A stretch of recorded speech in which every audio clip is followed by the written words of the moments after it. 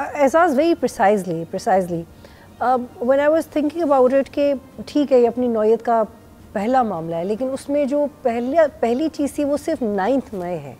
اس سے پہلے جو بھی ہے وہ تو ہسٹوریکلی بہت ساری دوسری شکلوں میں پہلے بھی پاکستان میں ہوا ہے.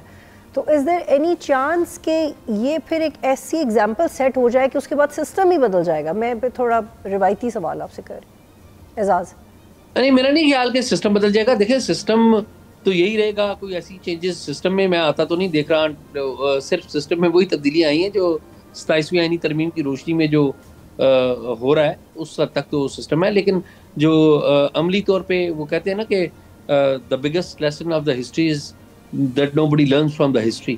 تو انفارچونیٹلی تو ہماری تو تاریخ میں یہی ہے کہ ہم تاریخ سے سیکھتے کچھ نہیں ہیں. یہ سارا معاملہ ہوا ہے، ظاہر ہے یہ سزا بھی ہو گئی ہے اور یہ معاملات آگے بھی چلیں گے ظاہر ہے، لیکن اٹ ول ٹیک ٹائم. تو انفارچونیٹ بات یہ کہ as a state, as a nation ہم سیکھتے نہیں ہیں. جب ہم پاورفل پوزیشن کے اوپر ہوتے ہیں تو ہم ایسے کام کرتے ہیں جو بعد میں ہمارے لیے نقصان پہنچ سکتے ہیں. اور آج جو لوگ جناب فیض حمید کو برا بلا کر رہے ہیں، سیاستدان بھی، جرنلسٹ بھی اور لوگ بھی، آپ اگر جا کے ان کی ملاقاتوں کی فہرستیں دیکھیں، یہ سارے ان سے ملتے رہے ہیں، سارے فائدے لیتے رہے ہیں، اور آج وہ ان کو تنقید کا نشانہ بنا رہے ہیں. افسوسناک ہے. میرے خیال میں یہ لیسن ہے ہم سب کے لیے.